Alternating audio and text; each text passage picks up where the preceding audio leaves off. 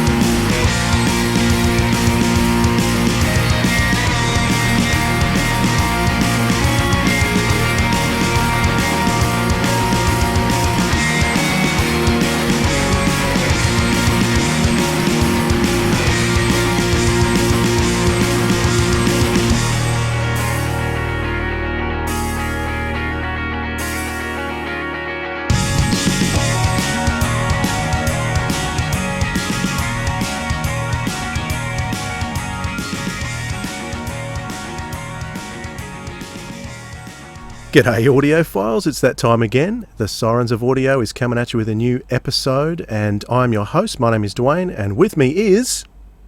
Philip. Hey there, Dwayne. How are you, and hello listeners?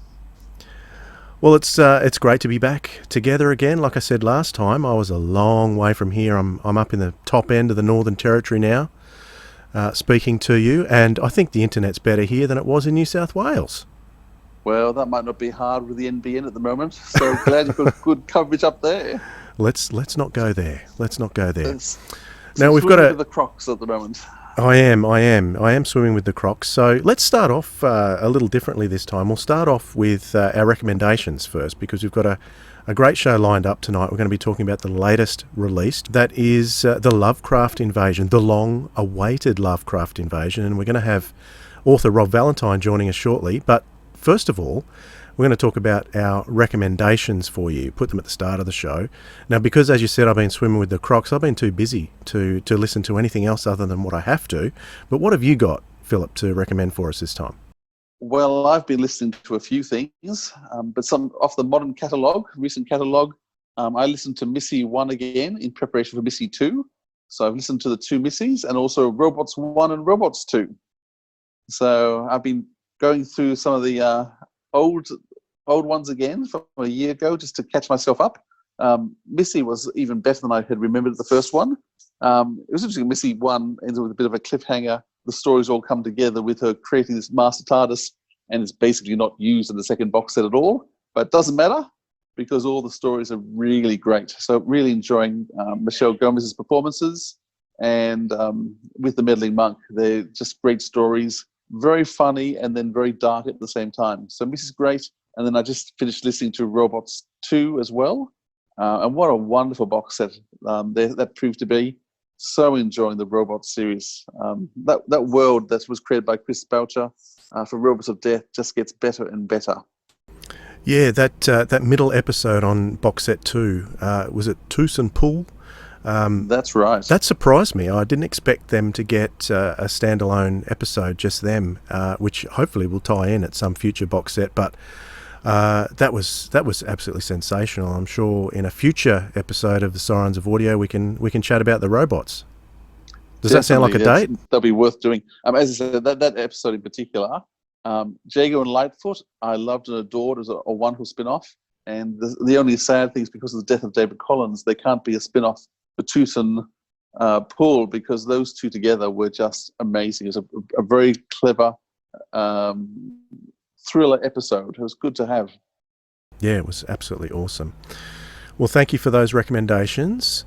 I have actually thought of something that I can recommend you listen to, and it's not something that I was actually listening to as much as something I appeared in, which was the Big Finish podcast. Nick Briggs invited me on to have a chat, and he wanted to get some of my views on some of my favourite audios over the past 12 months. So if you head to the Big Finish website, it's the podcast dated the 2nd of August.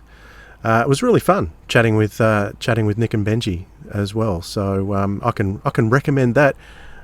Or maybe that's the one you want to avoid. No, it sounded like you were having lots of fun with them. It sounded like they were putting you on the spot a bit, but it sounded like a lot of fun anyway. Well, you know what happened? Because I've had my internet issues. Nick wanted me on a couple of weeks ago, and I said, well, I haven't got reliable internet for a couple of weeks. Let me let you know when I'm set up and I've got decent internet. And when I found myself set up, I was under the impression he was going to contact me and check, but he didn't. So I contacted him a couple of hours before he said he was going to record. So, and then for some reason my email came back with about 45 minutes to spare with what he wanted to talk about. So that's how much preparation I had. I was extremely nervous, but I think it worked out well. I feel comfortable. Sounded great. Yeah. I enjoyed it. Excellent. So there are recommendations.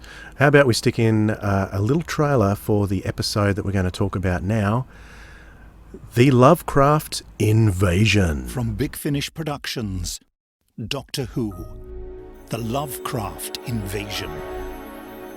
Where are we again? Rhode Island, 1937. More specifically, the city of Providence. How divine. Behind the car! Take cover! What are they? They're bad news, whatever they are. Who is he? Howard Phillips Lovecraft, an American author of weird fiction. What kind of stuff did he write? Precisely the stuff that the Somnifax needs, Calypso. Nightmare fuel. Help, God! Help! Flip! Flip, take my hand! Calypso, help! There are too many of them! Mr. Lovecraft, please. We're trying to help you. Help me? I'm not a complete bimbo, you know. You invade my home, you take me prisoner, and you expect me to believe a story so ridiculous it wouldn't make it past Farnsworth Wright on a slow day at Weird Tales. What happens if it reaches civilization? Like I said, it'll look for a host to manifest their darkest thoughts and feelings against the rest of the population. Mrs. Clark, what on earth is going on? Yes, I'll try to explain, but you may find it all rather hard to believe. Try me. Big Finish. We love stories. All right, so we are talking about The Lovecraft Invasion, which was curiously delayed back in June, which set the Big Finish internet socials on fire with the controversy surrounding why it was delayed. The official response was production issues, but we've got writer Rob Valentine with us to tell us if that's true or not. How you going, Rob? I'm very well, thanks, and thanks very much for having me on the show. To hit you with a controversial question straight away. Oh, no, props to you for that. There's a limit to how much I can kind of talk about, because just contractually, I write this stuff, but not Big Finish. So, yeah, I'm kind of limited to what I can talk about. But yeah, I mean, for me, it was kind of a welcome delay, because coming out in June, right around the time of the murder of George Floyd, to me just felt like the wrong time for, a discussion about, authors and literature and stuff. So I'm quite grateful to have it had delayed for a month. And it was only a month's delay in the end. I was half expecting it to kind of get put back maybe to the autumn, which for me kind of, as it's kind of a horror type show, I kind of thought, listening to it in October is probably going to be quite a more of an atmospheric thing to do. But yeah, we had a 4-week delay, but I'm just glad it's out, to be honest. And it seems to be received well, which I was really worried about, because obviously it's a very sort of sensitive collection of different but related issues it kind of examines. And I was just kind of, as a writer, I was excited to kind of try and take on that challenge, but I was still kind of aware that I was potentially kind of skating on thin ice, even just going there. But Big Finish were happy to let me do it, and everyone seems happy with what we've delivered. So, okay. Yeah, that's kind of where we are. So let's delve into the Lovecraft Invasion a little bit further in a moment. But tell us a bit more about you as a writer. You've got 3 Big Finishes out there now, but what else have you been doing to get you to this point now? And how did you get into Big Finish? And if I can tie in also, What's your history as a Doctor Who fan, if you are one at all? Oh, sure. I'll just very quickly, I'll answer the last one first. Yes, I am. I got into Doctor Who when I was 7 with the introduction of Sylvester McCoy. He was my Doctor, and that was my first in. I'd been aware of Doctor Who on TV in the mid-80s before that, but I was quite little, and I was a bit scared of Colin Baker at the time. Whenever I did catch him on telly, so I have vague memories of Attack of the Cybermen, and it just being too scary for me at 5. So I remember I would leave the room at that point. But when the 7th Doctor came along, that was kind of, at 7, that is the perfect age to be introduced to the 7th Doctor. And then, I fell in love with it then. And I remember after it ended in 1990, just waiting for the next series. And then in 1991, waiting for the next series, and then on. I am a fan. And in terms of audio drama, I've been kind of doing it since about 2007 with a company called Wireless Theatre. And I've done lots of different productions with them. One was an adventure series about Spring Heel Jack, and more recently a Cold War thriller series called Red Moon, set in an alternative timeline where Russia got the first man on the moon, and that won the BBC Audio Drama Award for Best Online Audio Drama in 2019, and it was off the back of that I got into Big Finish. I've been friendly acquaintances with Matt Fitton, the script editor, for a couple of years, but it was after Red Moon won the award that I think he felt justified in suggesting me as someone who could be a writer for them. And that was about a year ago, and I've got 3 things out for them already, and I'm writing a whole bunch more at the moment. So that's kind of how I got from where I was to here. What was the order that you wrote them in? Because Paternoster came out first and then Shadow of the Sun, but what was the order of you writing? Okay, it was, the Paternoster Gang was the first thing I wrote. Then my second thing has been announced, so I can mention it, was the first episode of Eric Roberts' Master Series, which is coming out next February. So that's my second thing. And hang on, it wasn't that long ago, Rob, goodness sake. I think Shadow of the Sun was the next thing I wrote. And then I know I wrote Lovecraft Invasion last November. It's getting a bit fuzzy now, to be honest. I've got a quite bad memory for that kind of thing. Because the order they record things in and they get released are all very different. So, Shadow of the Sun shouldn't have been released to 2024, should it, originally? And they brought it forward. Yeah, they brought that. I was kind of at peace with the fact it was going to be years ahead that anyone will hear that. But simply by virtue of it being the first thing they recorded during lockdown, and I think just in terms of what it was about, it just felt to them probably like it was a good thing to show off that despite the pandemic, Big Finish was still in business. So that was kind of, I reckon, some of the thinking behind why they released it. But also, it was the very first thing they did in lockdown, and it worked. And I think before they recorded it, they weren't sure if it was something they could pull off. But I do a lot of audio drama stuff, and I've never been busier than I have been during the pandemic, amazingly. Film, theatre, TV are all in a really bad way, but thanks to the virtue of remote recording, audio drama production is the one place you can still keep going. Just in lockdown alone, I wrote and directed a sci-fi series for BMW, which has just come out, and that's entirely been done remotely. So that's a podcast series you've done. I was looking through your website and saw that it's a BMW linked. So you're looking at the future there, what the world will be like in 30 years' time? Is that what that's about? Yeah, that's right. It's what do they call it? Non-branded marketing.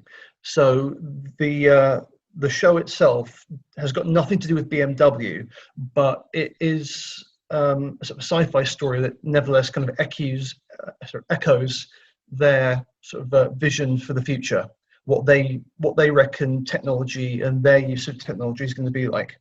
So that's kind of where that came from. But it's something that's been done entirely mainly from my point of view, in the room I'm in now, but in my PJs. I got dressed for this podcast because I knew we were Zooming, so I knew you could see me. But usually it's just me in my sweatpants typing and the rest of it. But you can direct via Zoom, and the one challenge was getting actors together and stuff like that. But obviously, with people having home studios, that was taken out of the equation, so we're safe. But yeah, it's been a busy 4 months in our part of the business. So do you just write, or do you direct, produce as well? Yeah, I write, direct, produce, and script edit. I do pretty much everything. I'm quite happy directing the stuff I write myself, because I find it's kind of you write the recipe, but then you're also in charge of picking the ingredients and actually making sure it's baked properly. But I've got to admit, doing Big Finish stuff, it's a huge relief not having to direct as well, and just leaving it in the very, very capable hands of people like Scott Hancock. So it's just one whole big thing I can not have to worry about, and just do the purely fun part, which is the writing. Awesome. Let's talk about the Lovecraft Invasion now as our main topic for this chat. In the extras, I heard you say that you didn't know that much about Lovecraft before you started. Why did you want to delve into this subject? Oh no, I think that was Alan Marriott who played Lovecraft. No, I'm a big Lovecraft fan, and I'm pretty encyclopedic on him. So that was the reason I wanted to do it, because I love Doctor Who, and I love sort of the Cthulhu mythos and all that stuff. And I just wanted to kind of put the two together and have the Doctor meet Cthulhu. That was kind of the really basic, straightforward kind of motive behind doing it. But once I got into it, Doctor Who being Doctor Who, and with Doctor Who you can do everything, I realized very quickly that, yeah, you could have the Doctor meet all these monsters, and Lovecraft himself in a celebrity historical kind of context, but then you had to look at the man himself, and then you could also get into the topic of the impossibility of separating from the author of their works, but also all the kind of the literary stuff about author intention and how audiences receive stuff, whatever that intention originally was. So it's just, there were loads of really rich things I could kind of look into and talk about, but nevertheless in the context of a Doctor Who adventure. So yeah, it was just something I really badly wanted to do, and they let me do it. So how do you make a pitch in terms of what you wanted to do? Was it just you had carte blanche? Were you given the Doctor? Were you given anything, or they just said, give us a pitch? They usually give you a really brief, because when they've got all the box sets and the main range lined up, they know vaguely what they want, or they've got some specific things in place. Like I knew it was the Doctor, Constance and Flip, and that was pretty much it. So I was invited to pitch 3 things, and that was the one I hoped they'd go for. But my original pitch was, my tagline for it was Doctor Who in an exciting adventure with the Cthulhu mythos. And that was just kind of a bit of a Ron Seal title, just so it was very clear about, this is what I want to do with it. And then the rest was research, basically. But it all came out of kind of, the thing about writing stories, I find, is every single story and plot has its own kind of set of demands on what it needs you to give it. So as well as having the Doctor and Constance and Flip being 3 different viewpoints from 3 very different places, I also knew I had to invent another character, and that's a character called Calypso Jones, who was kind of a compulsory character who had to be essentially everything that Howard Lovecraft could have a problem with in one person, to make it personal, and also to have another side of the debate. So I needed 4 lead heroes basically to meet Howard, and then you got all the monsters to play with and stuff like that. So what's the research process look like? Because you obviously knew a lot about Lovecraft to start with. You love him or his stuff anyway. But what research did you need to do in terms of the bigger picture? And you captured the character voices really well. I mean, I think Flip and Constance you nailed perfectly. What sort of what did you have to do in the background to get all that ready? Oh, sure. Well, generally, I kind of start with bullet pointing, like areas, things I know I don't know that I have to research, like things outside of Lovecraft, like the history of Providence in that period and what it would be like, what time of year it was. And then, the real history kind of dictates what the show is going to be like in many ways. So suddenly it was just, this is a snowy, in Providence, it's snowy. That's a feature of the story now. Other than that, certain lines just occur to you, or certain ideas, and you just jot them down, and it just coalesces, and ultimately you end up with just pages and pages of bullet pointed notes of different things you might be able to do and put into it. You can't always fit all of them in, but it's not unlike, actually, I don't know if either of you guys ever grew crystals when you were a kid. You'd like put like alum in a solution and with a piece of string and hanging in the jar, and eventually the crystal would just essentially form on its own. You kind of do that. You bung in all these ideas, and they just join. They start connecting to each other, and then they start suggesting scenes, and then sequences, and then the whole structure. So as long as you've got your craft down and you let your imagination kind of get on with its job, stories can quite often build themselves just because of if you've decided on characters and subject matter and certain themes, certain creative choices almost start to feel compulsory. So it does start to feel like the story's writing itself. But with Mrs. Clark, Constance, I just find her very sort of, she's a very brief encounter, and she worked at Bletchley Park, so she's a very certain British type. Who's very fun to write for anyway. So understatement always is your friend in that. Bit of a leap I did was actually with Flip. I just decided, well, she has to be aware of H.P. Lovecraft, but how? Because I couldn't see her being someone who would just go ahead and read the books. But I thought, well, no. But if she's got like an older beardy cousin who was kind of young in the 70s, and he was a gamer, and she became aware of Lovecraft via the wider cultural baggage, not from his writing, but from all the games and stuff that came since, then that was how I could make her very conveniently a semi-expert on certain areas of the mythos. So that was the bit I was kind of worried about. I thought, is that too much of a leap? Are people going to kind of like suck an air over their teeth and go, oh, Flip wouldn't know that, but you've made her know it? But I think I've got away with it. So as someone who knows absolutely nothing about H.P. Lovecraft, that's what I love about Doctor Who. These historical figures that I don't know anything about makes me want to go and research them. So I found out that your story was based in a couple of months before he died. So what made you choose that particular setting more than somewhere else in his life? I guess his later writings were that last 10-year period was when he was doing all that Cthulhu stuff. So is that why you chose that era? No, he was writing a lot of it from much earlier. More in the late teens, early 1920s as well. I can't quite solidly remember now, but part of it was his last story was The Haunter in the Dark, and that came out in early 1937. So setting it as late as I possibly could meant I could include as much of his writing as possible.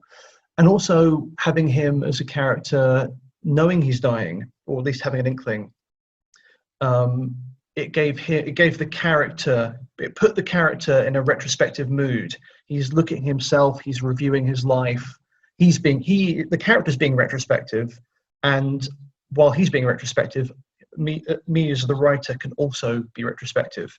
So I think that was the logic behind setting it when I did.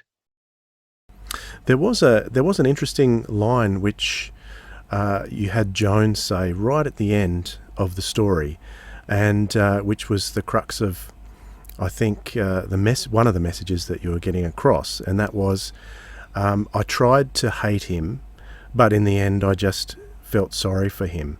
Is that a message that you're trying to get across to perhaps minorities who feel that hatred in themselves, that they can rise above it? No, I think it's really just that's just me reflecting my own sentiment, which is, I think with Lovecraft, yeah, he was a massive racist, but he was also someone who I kind of think, oh, do you know what? If he'd had the right kind of counselling and another 20 years of people working on him, he could have been potentially cured of it. I'm not saying he certainly wasn't in life, but I didn't want Calypso leaving the story hating him. I wanted Calypso rising above it, but also I kind of wanted to I was just kind of thinking about the idea that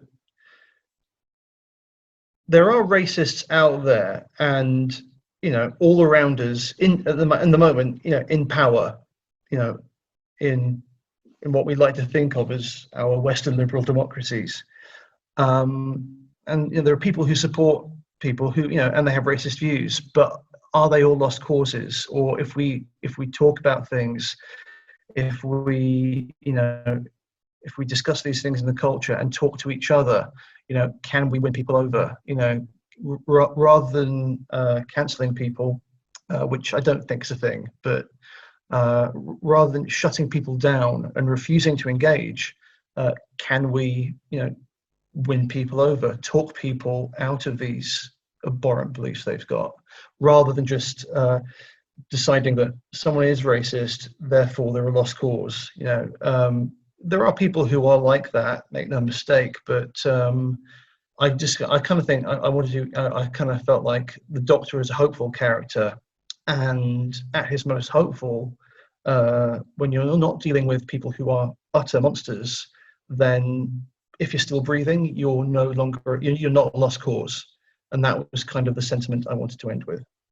So in terms of Lovecraft, you knew was a racist, obviously, when you started the work. Was your intention to have much of that in the story?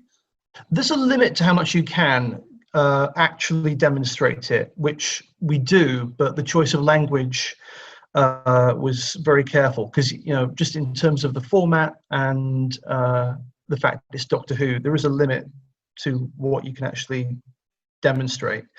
But he does use a racial slur against Calypso, very much in line with the kind of language he used when he was living in New York, in very mixed neighborhoods, which utterly horrified him. And he would refer to people as, mongrels and hybrid spawn and that kind of thing. So we do get a racial slur in there, which is necessary, but there's only so far you can go, just by virtue of the fact that this is Doctor Who.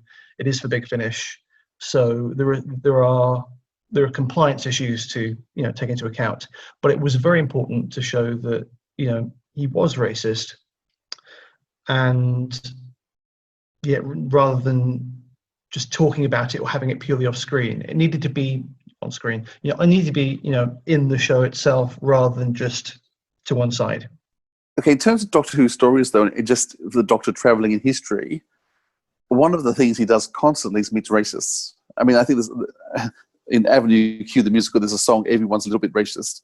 And I think there's a level of, I think we all have some racism in us to varying extents. And I think it's something that we need to keep working against. And we, hopefully one day we actually can see people, regardless of colour, race, anything. But the Doctor has met extreme racists before. Shakespeare was a racist. He hated the Jews and wrote plays about them. Yeah. So why the need with Lovecraft does the Doctor have to point out quite so vehemently the racism? Is that purely a message of 2020? No, I think it's because his racism was present in the work. You can't look at the work without seeing his massive preoccupations with his fear of racist mixing, his just very straightforward racist descriptions of other actual races, but also the fact that the whole Cthulhu mythos is sort of a metaphor in many ways for all his fears of the other and all that kind of thing. So simply in terms of a topic, I thought it was apt to do it, but also just intellectually making something now. It's an absolutely vital discussion for now, and it seemed to me to be a useful vehicle through which to have a bigger discussion. Okay, so I mean, the thing that stands in terms of, because the actual story threads, the plots, the adventure is great. Bits of horror are really powerful throughout. We're not going to give away spoilers, but the story flows really well. But there do seem to be moments, and there's been comments online about inserted dialogue later, which is about the racism. Are you able to comment on that, or you're not really able to talk about what was added? Or is the script as you wrote it originally? I'm trying to work out how much was later added, if that's what happened. Oh yes, well, if you listen to the dramatises on the Big Finish website, there are minor differences in the first 15 minutes. What I can say is that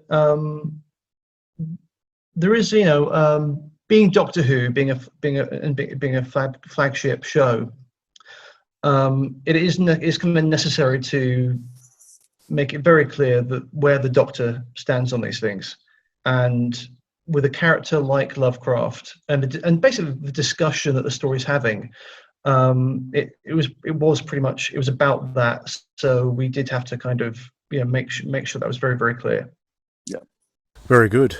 But the story itself is absolutely fantastic, and I think the message is a valid one as well. So very good. Was there anything else you wanted to add on the Lovecraft Invasion, Philip? No, I really enjoyed it though. Thanks for doing it. Yeah, cheers, thanks very much. Yeah, I actually listened earlier today for the first time. I meant to listen a couple of days ago, but put it on and couldn't stop. It was fantastic. Great way to spend the hot part of the day up here. All right, shall we have a chat about Shadow of the Sun? First officer, it's possible we have a stowaway situation. And if anyone on board knows what's happened to Professor Nicely, I think I know who to ask first. From Big Finish Productions, Doctor Who, The Fourth Doctor Adventures, Shadow of the Sun. This is the Gold Star Line. The purpose is glamour, recreation, and living it up like it's $24.99. Is it me, or is it getting warm down here? You are correct, Miss Crisp. The temperature has risen by 3.8 degrees centigrade since we arrived. In Heliotopia's warm embrace, we shall be set free. In Heliotopia's warm embrace, we shall be set free. Lady Melina, have you seen my dog or a young woman dressed in animal hide? I don't like parties much either, Miss Leela. Miss Leela. In just over an hour from now, we shall have proven the existence of Heliotopia once and for all.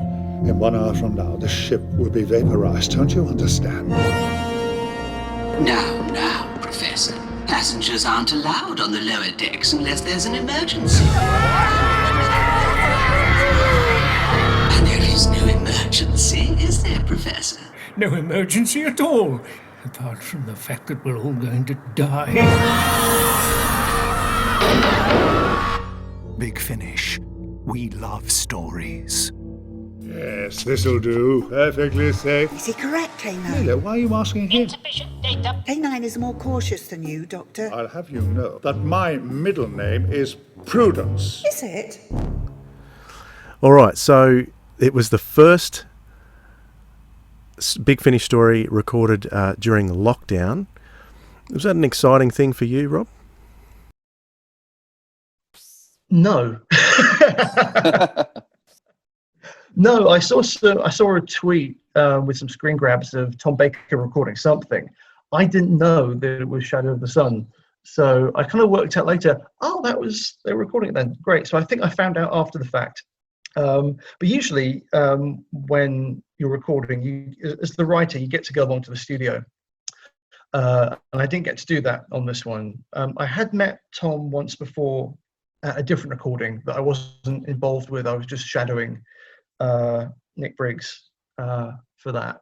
But so I have been in the studio when Tom Baker was there, and I've met him, which is a wonderful thing. But I didn't get to meet him on this. So I'm just really glad it got to happen, because I was utterly convinced when we first kind of went into lockdown and the pandemic was finally being taken seriously. I was completely resigned to the idea of, okay, this is never going to happen. You know, I got to write for the Fourth Doctor, but it's never ever going to be recorded. So I kind of had my little funeral for Shadow of the Sun, and then I found out, oh no, we can still do it. So yeah, I'm just again, like Lovecraft Invasion, I'm just really happy both of them exist, and people can listen to them.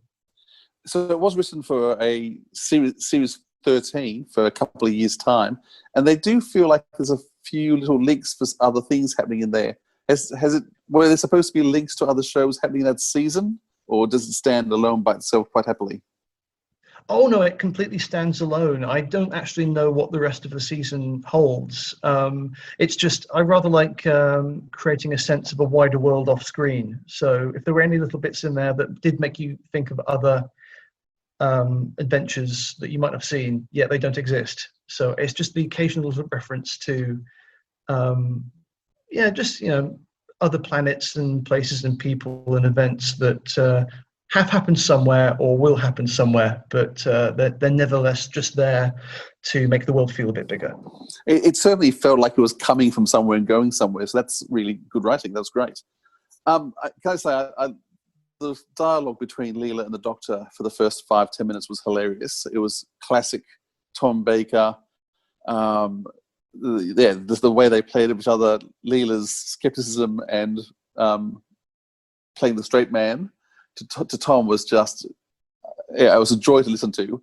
But then listening to Tom get more and more serious as the play went on, it changed feel as it went. So I thought that was one of the things that worked really well for it.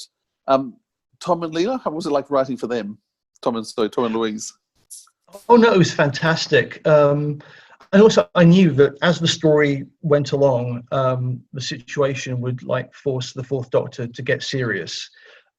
So it was really great having him kind of fun at the start and full of bounding energy, and then just gradually become really appalled as the whole thing continues, and give him a kind of situation where it's an intellectual kind of problem he's stuck with here, that, you know, these nutters, they're anti-facts basically, and I haven't got the equipment to deal with that. So I also knew that, yeah, Tom would get to be really, really, really serious in only the way he can. But it was lovely writing again for the combination of Leela and the Fourth Doctor, because again, thematically,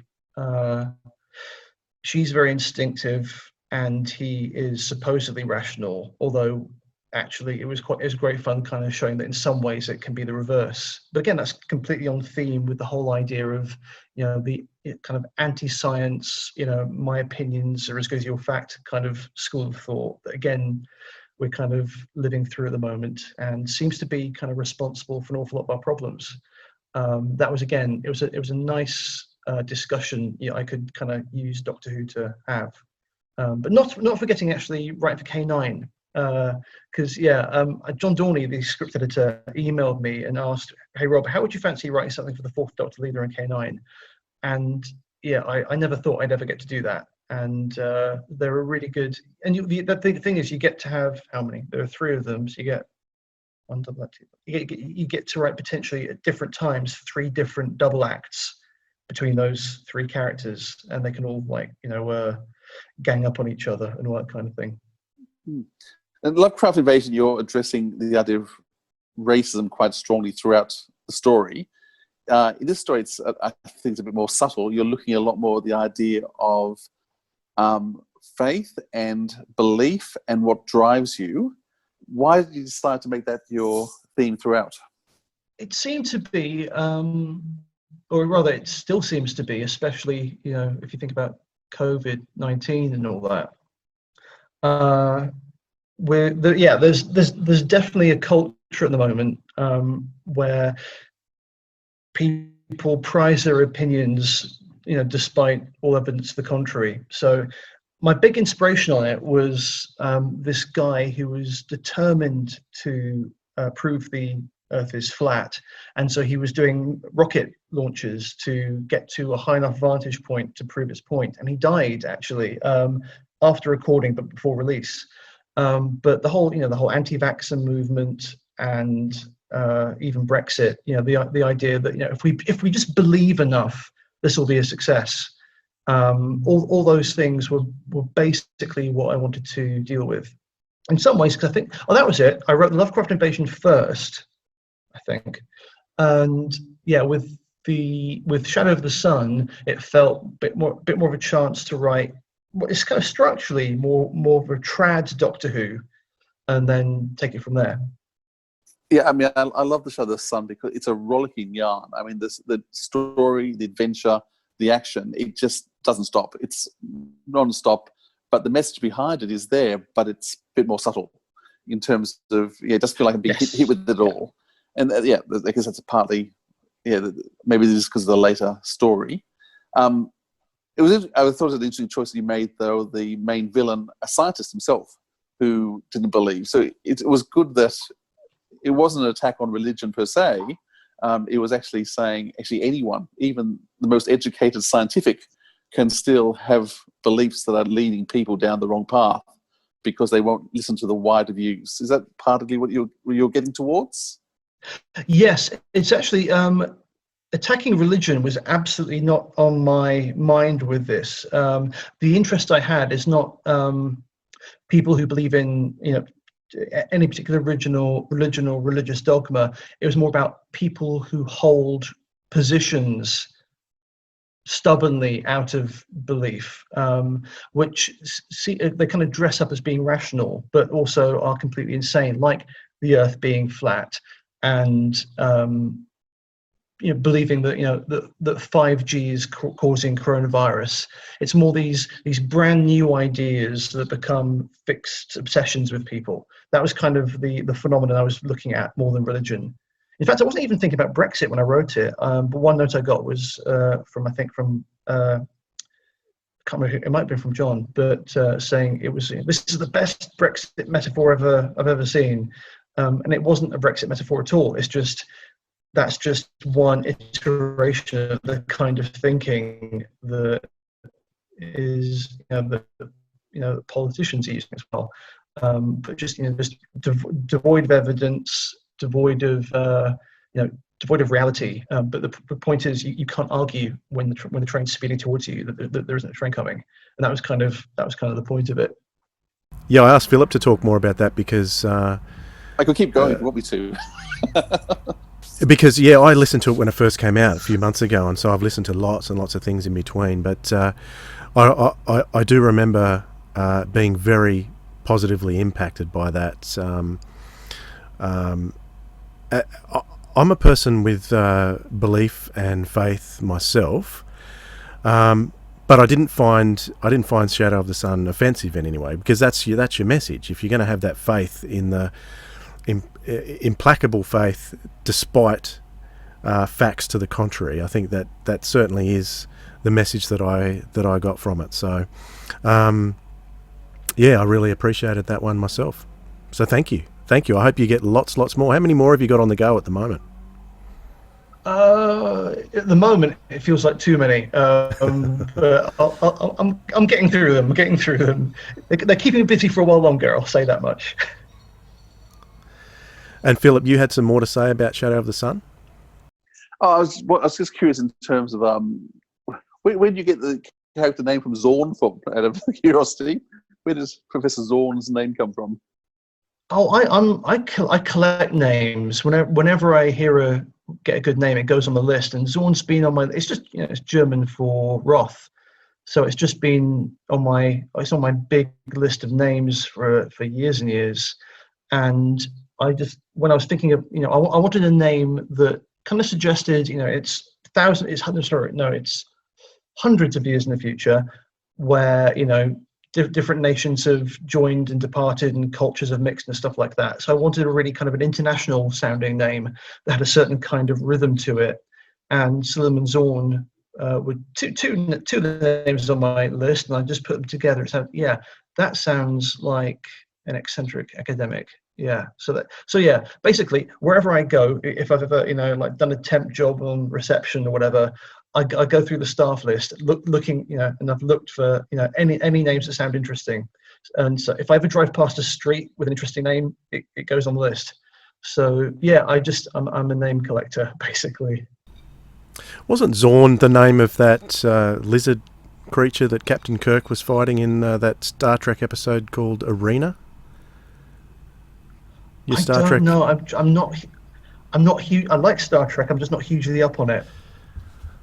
Pretty sure he was Zorn too, but maybe that's where they got the name from for that creature too. Roth?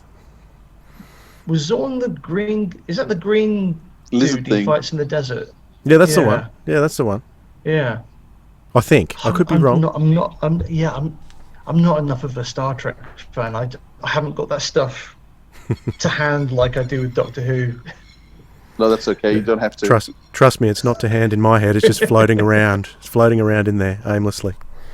The character I'd love to see come back is the autopilot, because he was actually the voice was male, Barnaby Edwards, I think.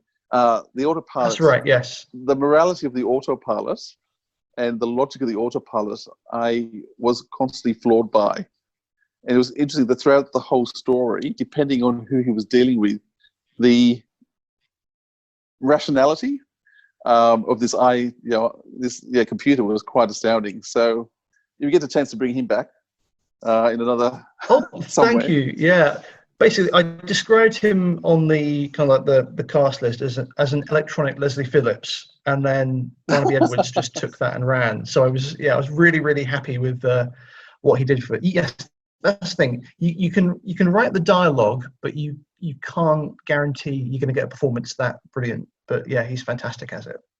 Yeah, I mean the whole cast was astounding once again. Even people like Fenella Woolgar. I mean, what an amazing name to have for that part. Oh yeah, no, that was I found out about that afterwards, and I thought, oh, Fenella Woolgar. I wonder if she's playing. No, they could have got, and they did. So I was really delighted. It was like actually doing Whatever Remains, the Paternoster Gang story.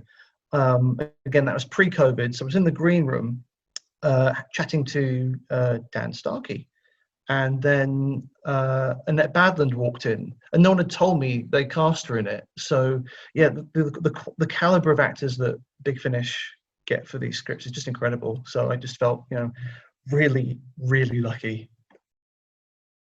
Well, thanks, Rob. They're absolutely fantastic releases. All of your releases so far, with many more to come. We love the variety of writers that Big Finish, like you're just talking about the actors, but the style of writing that is throughout the whole Big Finish catalogue is really thrilling for us as lovers of stories, as Big Finish like to promote themselves as loving stories. We are the ones who love them. So yeah, it's fantastic to have so many good writers like yourself. Thank you. Really looking forward to seeing the Eric Roberts Master episode. Oh, for sure. So seeing Eric Roberts playing. Me too. Would you like to come back and chat with us about that when that's out?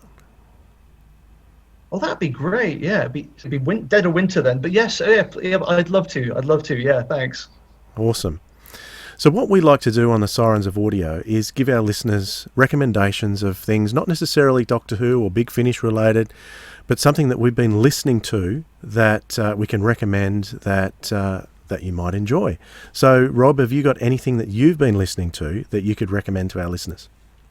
Actually, yeah. I'm late to the game on this, but there is a Tolkien podcast called The Prancing Pony. It's been going on for about 2 or 3 years now, but it's these two guys, and they're going through the complete works of Tolkien from the Silmarillion through the Hobbit, and they've currently just finished Fellowship of the Ring. It's a really in-depth literary look at all Tolkien's works in huge depth. And if you're into that kind of stuff, it's just a really great place to lose yourself. And they also do like guest interviews with different academics, and also the way I found it through they do an interview with Brian Sibley, who wrote the 1981 adaptation of Lord of the Rings with Ian Holm as Bilbo. Sorry, no, as Frodo. And so that's kind of, that's been the podcast series I've been kind of caning for the last few weeks. Awesome. Thanks for the recommendation. We'll check it out. We'll put it in the show notes. It's been a pleasure chatting with you, Rob Valentine. Thank you. Hey, thank you very much. So, Philip, that brings us to the end of another edition of the Sirens of Audio. How did you enjoy having Rob along for the ride today? It was great. Rob has a lot of interesting insights. It's always great hearing an author speak of his work and what made him think about things, what empowers him, what gives him passion. And Rob is certainly a writer who loves what he's doing, and that came across. So, yeah, looking forward to seeing what else he's coming up with soon.